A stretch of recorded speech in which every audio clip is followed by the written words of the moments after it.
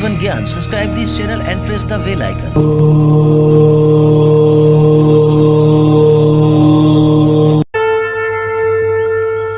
जय माता दी। आप सभी का हमारे YouTube चैनल जीवन ज्ञान में स्वागत है। आइए आज सुनते हैं बुद्ध प्रदोष की कथा।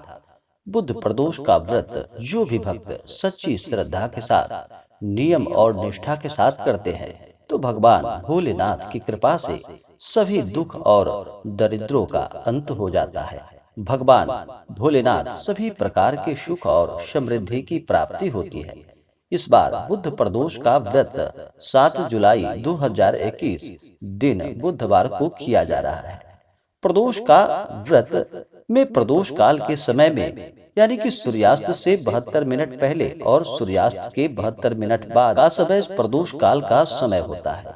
इस दौरान भगवान भोलेनाथ और माता पार्वती का पूजन किया जाता है तथा साथ में शिव परिवार का पूजन किया जाता है। तो आइए सुनते हैं बुद्ध प्रदोष व्रत की कथा। तो बोलिए प्रेम से भगवान भोलेनाथ की जय। बहुत समय पहले की बात है कि एक पुरुष का नया नया विवाह हुआ। विवाह के 2 दिनों बाद ही उसकी पत्नी मायके चली गई। कुछ दिनों बाद वह पुरुष अपनी पत्नी को लेने के लिए उसके यहाँ गया।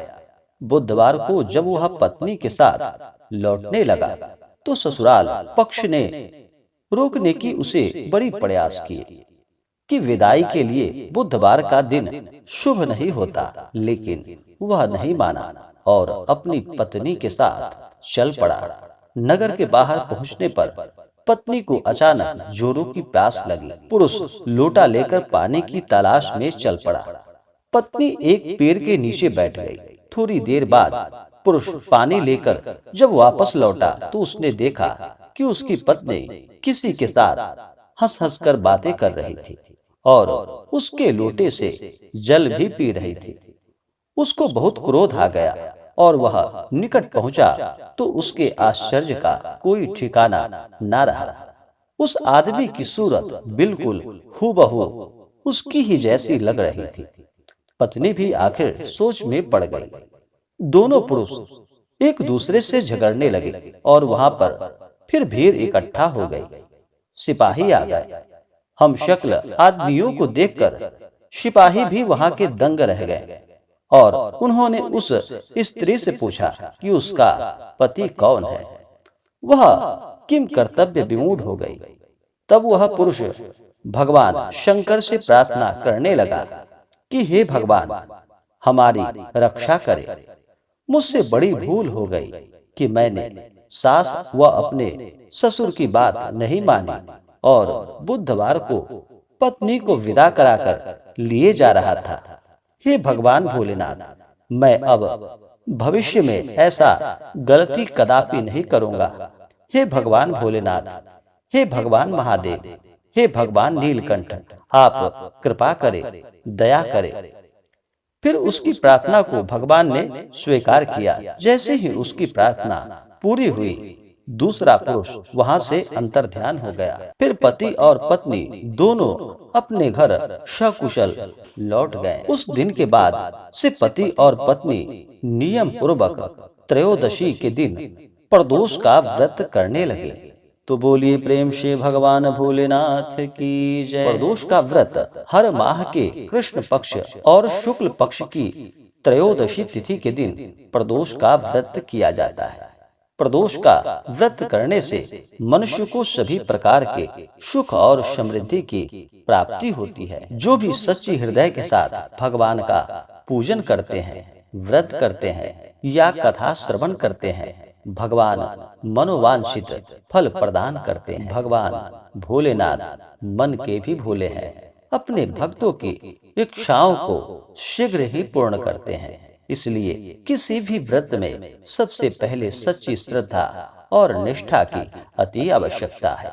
जो भी प्रदोष का व्रत करते हैं, उन्हें प्रदोष व्रत के दिन सुबह ब्रह्म मुहूर्त में उठ करके नित्य क्रियाओं से निवृत्त होने के बाद गंगा नदी में या घर में ही थोड़ा सा नहाने के पानी में गंगा जल मिला करके स्नान करना चाहिए। शुद्ध वस्त्र धारण करके भगवान सूर्य देव को अर्घ देने के बाद व्रत का संकल्प लेना चाहिए कि हे प्रभु, हे भोलेनाथ, आज मैं आपका प्रदोष व्रत करने जा रहा हूँ। इस प्रकार से प्रार्थना करते हुए फिर दिन भर व्रत उपवास रहते हुए प्रदोष काल के समय में भगवान भोलेनाथ और माता पार्वती तथा शिव परिवार का पूजन करें। रात्रि में भगवान नाम का चिंतन करते हुए अगले दिन जाकर के सुबह उठकर स्नान करके शुद्ध वस्त्र धारण करके ब्राह्मणों को भोजन कराए, ब्राह्मणों को दान और दक्षिणा दे, गरीबों को भोजन कराए। जहाँ तक हो सके दान और पुण्यों का कार्य अपने सामर्थ्य के अनुसार करे। इससे भगवान अति प्रसन्न होते हैं। सदा ही अपने से बड़ों का सम्मान करे, किसी के प्रति अपने मन में ईर्ष्या या द्वेष का भाव ना लाए। प्रदोष व्रत के दिन नियमों का कुछ ध्यान रखना चाहिए। इस दिन भगवान भोलेनाथ को केतकी का पुष्प नहीं चढ़ाया जाता। इस बात का ध्यान रखें। भगवान भोलेनाथ का विशेषकर जल से अभिषेक करे, उनके ऊपर बिल्वपत्र चढ़ाए, भांग धतूरा चढ़ाए, धूप दीप दिखाए, नैवेद्य चढ़ाते हुए द्रव्य दक्षिणा चढ़ाते व्रत का कथा श्रवण करे और फिर भगवान की आरती करे। इससे भगवान अति प्रसन्न होते हैं और मनोवांछित फल प्रदान करते हैं। भगवान भोलेनाथ करोड़ों चंद्रमा के समान कांतिवान, त्रिनेत्रधारी, मस्तक पर चंद्रमा का आभूषण धारण करने वाले, पिंगल वर्ण के जटाजूटधारी, नीले कंठ तथा अनेक रुद्राक्ष मालाओं से सुशोभित, वरद हस्त, त्रिशूलधारी, नागों के कुंडल पहनने वाले, व्याघ्र चर्म धारण किए हुए, रत्न जड़ित सिंहासन पर विराजमान शिव जी हमारे सारे कष्टों को दूर करे और सुख समृद्धि प्रदान करे। प्रदोष व्रत के दिन भगवान के पंचाक्षर मंत्र का जप करना चाहिए। ओम नमः शिवाय। इस मंत्र का जप करते रहना चाहिए और सच्ची श्रद्धा के साथ विधि और विधान के साथ भगवान का पूजन करना चाहिए। जो भी प्रदोष का व्रत करते हैं कम से कम 11 अथवा 26 त्रयोदशी का व्रत करना चाहिए। उसके बाद व्रत पूरा होने पर फिर व्रत का उद्यापन करना चाहिए। उद्यापन में ब्राह्मणों को बुला करके ब्राह्मणों से पूजन करवाना चाहिए, हवन आदि का कार्य करना चाहिए और दान पुण्यों का कार्य करना चाहिए। इससे अनंत गुना पुण्य फलों की प्राप्ति होती है। तो यह जानकारी आपको कैसा लगा हमें कमेंट करके जरूर बताएं।